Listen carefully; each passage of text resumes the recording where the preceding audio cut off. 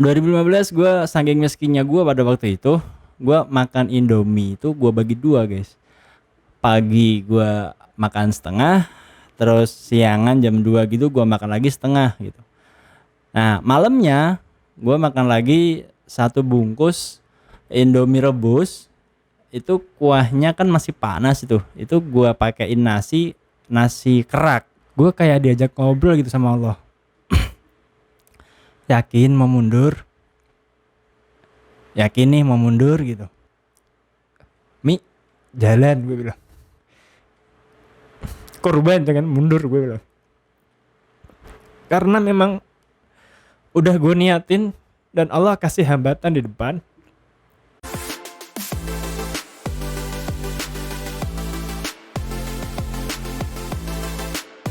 Assalamualaikum warahmatullahi wabarakatuh. Apa kabar sobat MBC? Dimanapun berada, semoga selalu dalam keadaan sehat walafiat. Jumpa lagi dengan gue El di channel Mereka Punya Cerita.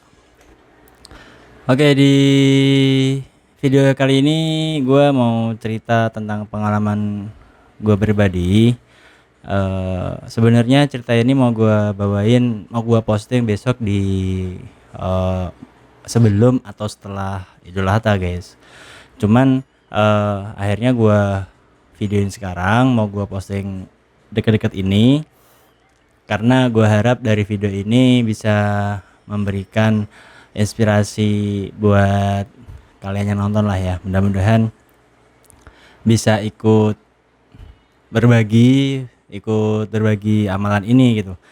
Apa sih yang mau gue share ke kalian? Ini pengalaman gue pribadi di tahun 2016, berawal dari situ guys. Oke guys, jadi gue tuh punya satu amalan yang gue usahakan konsisten gue lakuin sampai sekarang dari tahun 2016. Nah dari tahun itu sampai sekarang gue usahakan tuh selalu gue lakuin, gue upayakan betul-betul, dan itu sangat memberikan dampak yang besar di hidup gue dan keluarga, terutama dari sisi ekonomi ya guys ya. Nah apa itu? Sebelum gue ceritain, gue flashback dulu ya, kenapa gue menganggap memberikan dampak yang besar di kehidupan keluarga gue dari sisi ekonomi terutama. Jadi gue itu di awal-awal nikah, gue waktu masih di Mesir, masih mau ngelarin kuliah di tahun 2015 itu, gue masih mengalami masa-masa sulit dari sisi ekonomi gitu kan. Sejak gue nikah tuh gue berusaha buat mencukupi kebutuhan gue dan istri gue secara mandiri. Ya alhamdulillah Allah kasih gue sama istri itu orang tua yang berkecukupan gitu. Cuman kita nggak mau terlalu banyak merepotkan. Nah sampai akhirnya saking miskinnya gue waktu itu, yang gue inget dan akan selalu gue inget dan akan gue ceritain nanti ke anak cucu gue, buat ya segitu heroiknya gue. Ya gue yakin sih untuk anak kos hal-hal seperti ini banyak yang ngalamin ya. Tapi eh, ini cerita menarik lah, istimewa buat gue gitu. 2015 gue saking miskinnya gue pada waktu itu, gue makan Indomie itu gue bagi dua guys. Pagi gue makan setengah, terus siangan jam 2 gitu gue makan lagi setengah gitu. Nah malamnya gue makan lagi satu bungkus Indomie rebus. Itu kuahnya kan masih panas itu gue pakein nasi kerak. Kan kita kalau di Mesir tuh masaknya tuh nggak pakai magic jar kan. Kita masaknya pakai panci gitu, kita cuci, kita masak sekalian sekali matang gitu. Nah itu kan pasti ada keraknya itu guys, karena kita tuh sering lupa gitu masak nasi. Kadang ada yang nggak bisa masak nasi, banyakkan airnya kurang, airnya ya ada keraknya lah gitu. Nah itu kerak itu gua tuangin kuah panas, lama-lama kan lembek tuh kan. Nah udah gua makan sama minyak itu.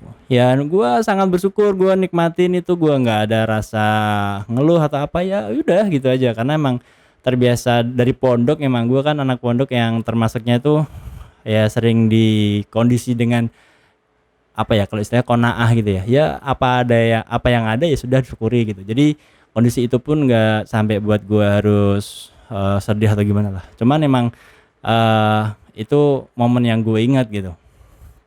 Itu ketika gue di Mesir. Waktu gue di Indonesia ketika mau ganti HP karena emang aplikasi semakin berat, udah sangat lemot pada waktu itu, gue sampai mau cari kredit HP guys. Waktu itu ada HP Oppo terbaru seri seri F1 kayaknya yang ada warna merah. Iklannya tuh yang siapa ya lupa. Yang jelas itu bikin gue ngiler, gue pengen punya HP itu gitu. Cuman gak ada duit. Sampai akhirnya gue pengen cari kreditan gitu kan. Tapi cari kredit yang gak ada ribanya itu nggak mungkin guys. Pasti ada ribanya. Akhirnya gue mundur, nggak jadi ngambil. Ya ngiler gitu lah. Nah itu seberapa miskin gue waktu itu ya. Gue nggak mau minta orang tua kecuali emang mendesak banget, dan itu bukan hal yang sifatnya aksesoris, bener-bener kebutuhan gitu kan. Nah yang sekarang gue alamin alhamdulillah, ketika gue mau beli HP dulu harga 2 juta tuh susah. Sekarang misalnya ada HP harga 8 juta, insya Allah nggak susah lah buat bayar. Itu uh, apa perbedaan kondisi yang gue alamin. Yang dulu gue tuh mencari kredit sampai ngenes gitu kan, makan Indomie aja satu bungkus bagi dua pagi sore. Sekarang satu kali makan mungkin bisa 2 bungkus. Jadi ini bener-bener dampak yang sangat berbeda yang gue alamin, dan gue yakin di antaranya itu yang paling besar adalah amalan ini ya. Dan itu pun buat bisa goal di titik pertama itu sangat penuh drama. Nah ini gue ceritain. Jadi waktu itu gue tahun 2016 gue punya keinginan, udah punya usaha sedikit. Usaha itu gue jual beli bagasi. Gue pulang dari Kairo ke Indonesia, bagasi gue jual per kilonya diborong orang. Nah dari situ kan berkali-kali gue balik kekumpul duit. Akhirnya gue berpikir buat korban. Nah, gua korban waktu itu mampunya cuman kambing, dan itu juga bukan yang paling besar gitu, yang jelas bisa memenuhi syarat, ya nggak kecil juga. Gue cari yang standar lah biar agak banyak dagingnya gitu kan. Nah, jadi waktu itu tuh gue masih juga jualan kurma muda pertama itu. Masih via bagasi gitu. Gue beli bagasi orang karena gue udah di Indonesia. Gue beli bagasi orang, gue isi ke rumah sampai di Jakarta, terus gue sebarin. Nah, dramanya di sini. Ketika gue udah bayar itu kambing, duit gue sisa 4 juta, guys. 4 juta itu termasuk duit gue yang sedang di jalan dalam bentuk kurma. Jadi 4 juta itu kalau misalnya kurma gua bisa sampai dengan selamat dan gua jual, itu akan menghasilkan duit, katakanlah gua dapat cashback 6 juta gitu ya. Total duit gue 6 juta gitu. Anggap aja segitu. Tapi ternyata setelah gua bayar, habis itu gue dapat kabar kalau orang yang bawa barang gue itu delay pesawatnya. Delaynya tuh 18 jam kalau nggak salah. Gue kaget itu, musim panas di Mesir. Waduh, ini apa kabar nih kurma gue, kalau rusak apa kabar kan? Gue udah ngeri. Dan ternyata benar, ke teman gue itu bagasinya nggak bisa dikondisikan. Gue udah dipastikan rugi itu guys. Akhirnya gue tuh berpikir mundur nggak ya buat korban gitu. Secara yang jual teman gue sendiri, gue bisa bilang cancel gitu kan. Tapi akhirnya gue bingung, sama bini dilema kan, kurban gak ya, pengen kurban tapi kok dihadapkan dengan kondisi gini. Ketika misalnya kurma nyampe, gue terima, itu udah gue pastikan duit yang 4 juta itu gak akan kembali 4 juta gitu, pasti akan turun. Dan gue buat belanja lagi tuh gak tahu pakai uang apa gitu. Waktu itu segitunya gue mikirin duit 4 juta guys. Gue sampai mikir kurban apa enggak gitu, saking emang gak punyanya duit, udah limit banget itu. Nah akhirnya pagi-pagi itu anak gue masih satu, lagi motor-motoran sama bini sama anak di tengah jalan. Gue tuh berpikir gini guys, dalam hati. Jadi gue cuman ngomong dalam hati, bini gue di belakang bonceng, nggak gue ajakin ngobrol. Gue masih merenung gitu, mau gimana nasibnya nih kurban gitu kan. Gue mikir apa mundur aja ya gitu. duit kalau misalnya gue pakein buat kurban, habis itu nggak ada lagi nih duit nih di kantong nih, habis gitu. Terus dalam hati gue tuh, gue kayak diajak ngobrol gitu sama Allah. Yakin mau mundur? Yakin nih mau mundur gitu. Seketika gue ngerasa kayak diajakin ngobrol sama Allah, mau mundur nih gitu. Itu bukan gue yang ngomong, tapi itu kayak ada bisikan dari luar. Ya gue sih menganggap itu Allah gitu ya, sedang eh, apa sedang ini, sedang ngerayu gue lah, atau sedang ngejok gue gitu, bercandain gue. Yakin mau mundur? Seketika itu gue denger kata-kata itu, gue langsung nangis guys. Ini aja gue masih berasa itu kenangannya itu. Gue nangis tuh di motor itu. Gue nangis, langsung gue ngadep belakang, gue bilang sama bini gue, Mi, jalan, gue bilang. Korban jangan mundur, gue bilang. Karena memang udah gue niatin dan Allah kasih hambatan di depan. Yang itu adalah ujian gitu. Apakah gue mau maju apa enggak gitu. Alhamdulillah setelah gue dapat bisikan dalam hati itu, gue bilang sama istri ngeliat ekspresi gue, nggak komentar, cuman mengangguk gitu. Ya di sini gue bersyukur deh, istri gue support dalam hal ini, mengabaikan logika gitu. Kalau misalnya dasarnya adalah logika, itu mungkin gue akan dilarang gitu buat kurban, karena ya logika akan menggiring ke arah yang mencari lah alasan-alasan gitu. Nah seketika itu sampai rumah, gue lunasin sisanya karena emang baru DP kan. Nah alhamdulillah setelah itu gue kurban tuh kambing 1. Kemudian tahun berikutnya gue kurban kerbau tapi bagi 7. Gue iuran 1 orang. Gue bisa istiqomah tuh alhamdulillah. Waktu itu gue masih bisnisnya tuh cuman masih bagasian guys, belum impor. Gue bagasian tambah gitu. Gue alhamdulillah bisa korban 1 lagi tanpa drama kayak gini, tanpa drama. Kemudian Allah kasih lagi lebih, tahun 2018 gue bisa kurban 1 kerbau, 1 orang sendiri. Ini gue doa sama Allah, mudah-mudahan konten ini bukan ajang pamer. Gue pengen motivasi lah istilahnya gitu. Setiap orang punya cerita, dan itulah kenapa gue pengen bikin konten cerita gitu. Gue pengen tahu cerita-cerita motivasi yang bisa gue ambil dari orang yang gue temuin gitu. Jadi gue 2018 gue bisa kurban 1 kerbau, 2019 1 sapi, 2020 dan seterusnya. Sapi gue usahakan sapi meskipun harganya menurun, gue yang penting mau kurban gitu. Jangan sampai gue libur, karena historinya itu sangat apa ya, sangat menyentuh lah buat gue lah, dan memberikan dampak yang sangat tinggi gitu buat, terutama buat ekonomi gue sama keluarga ya. Sampai akhirnya kemarin Allah kasih ujian, bisnis gue itu banyak ya katakanlah rugi ya. Ruginya tuh di mana-mana guys, karena emang miskalkulasi. Tapi apapun itu Allah masih kasih gue kesempatan buat impor lagi gitu. Sampai tahun kemarin gue nggak bisa kurban sapi, sedih gue guys. Tapi gue tetap upayakan gue kurban, minimal gue sama istri gue lah kurban gitu. Kemarin akhirnya gue kurban 1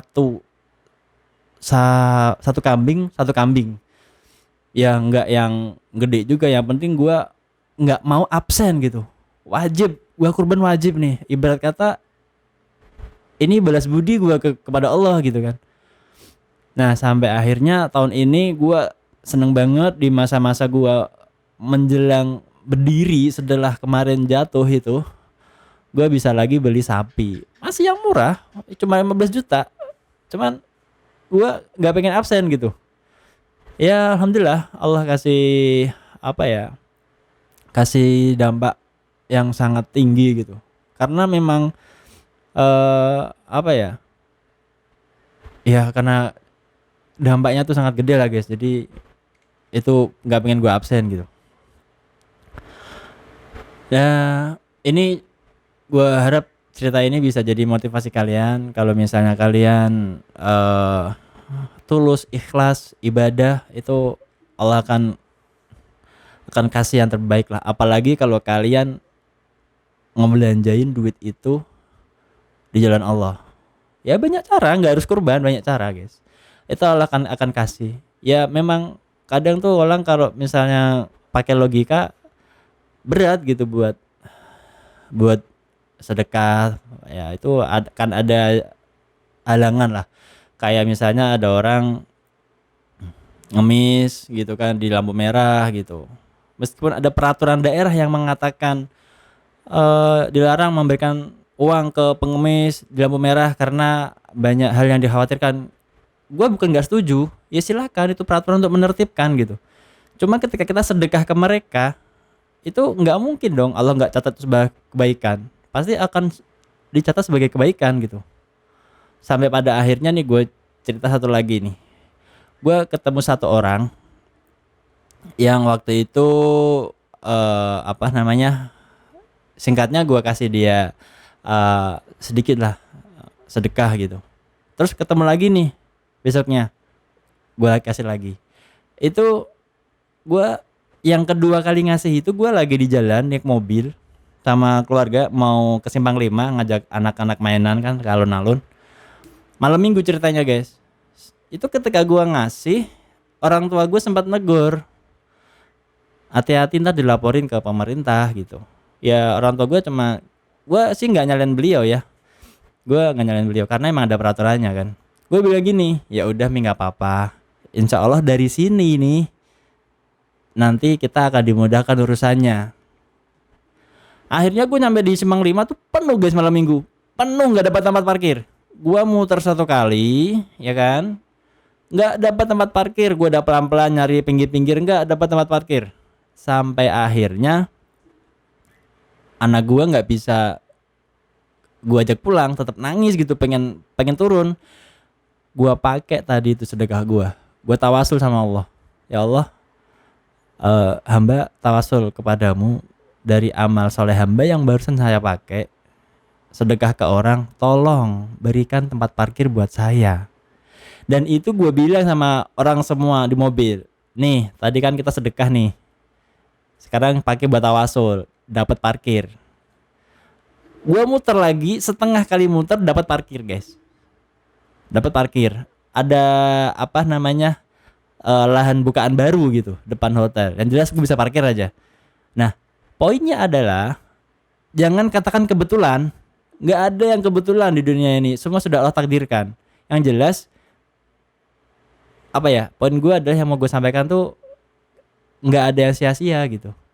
Kalau misalnya mau sedekah, hilangkan logika-logika yang bisa ngebuat lo nggak jadi sedekah gitu. Sedekah aja udah, peraturan ya udah biar peraturan gitu. Yang jelas itu nggak akan Allah anggap sebuah yang sia-sia gitu. Ya ini antara sedekah tadi dengan kurban tuh konsepnya sama, kita berbagi ke orang lain gitu ya. Ya cerita ini gue harap bisa menjadikan penonton Sobat MPC atau yang lainnya termotivasi. Kalau yang sudah pernah kurban lagi, kalau sudah absen, kalau yang masih kurban istiqomah. Yang penting jaga niat, karena memang ibadah yang nggak biasa ini karena ngeluarin duit itu syarat dengan bisikan setan buat riya guys. Yang punya sapi besar, yang punya duit banyak, kambingnya gede atau apalah, ya yang jelas luruskan niat lah. Ya gue harap kalau misalnya kalian tulus ikhlas dapat ganti yang sebanyak-banyaknya, penting berkah. Tapi yang jelas jangan terus kalian dengar cerita gua besoknya kurban habis itu nunggu diem aja, ya nggak akan dapat gitu. Gue juga bisa dapat kayak gini nih juga kerja gitu loh. Ibadah kurban itu sarana gue buat ngedeketin gue ke link yang tertinggi ke atas gitu. Tapi buat gue dapat yang lain kan gue juga harus gerak gitu kan. Nggak bisa kalau misalnya ntar lu nagih ke gua misalnya kan, nih gua udah korban tapi nggak bisa dapet seperti yang lu ceritain misalnya, ya lu udah ngapain gitu. Tapi kalau misalnya ada orang yang mau nagih ya setelah dia nggak dapat apa yang dia kasih, berarti dia nggak ikhlas. Tujuan dia apa gitu. Tujuan gua kurban itu waktu itu bukan mendapatkan reward, bukan. Gua mutlak waktu itu gua berusaha buat pengen kurban gitu aja udah. Sampai diuji sama Allah seperti itu, ya gua nggak, bukan nggak berharap ya, gua nggak kepikir buat wah nih gua kurban ntar Allah ganti kalau misalnya di ayat 7 kali lipat nanti ada cabangnya lagi. Bukan itu yang gue cari. Gue pengen aja kurban waktu itu sampai ada ujian, ada halangan, gue sampai nangis itu, dapat bisikan ya kan, gue tetap gas lagi ya. Alhamdulillah Allah kasih kondisi gue yang sekarang ini sangat sangat alhamdulillah, meskipun masih banyak PR yang harus gue evaluasi, yaitu bagian dari cara manusia bertahan ya. Nggak bisa langsung main pasrah aja, ya itu wujud dari ikhtiar kita lah. Yang penting kan kalau kata Ustadz Adi Dayat kan, niat kemudian ikhtiar habis itu berdoa gitu kan, pasrah sama yang di atas, jangan, dan husnudon, terakhir husnudon. Jadi niat, ikhtiar, kemudian berdoa dan husnuzon, ya apapun yang dikasih sama Allah itu yang terbaik lah. Oke gitu aja Sobat NPC cerita pagi ini. Mohon maaf kalau misalnya urutannya nggak terlalu jelas karena gue emosional banget nih bawainya, karena memang ini cerita yang sangat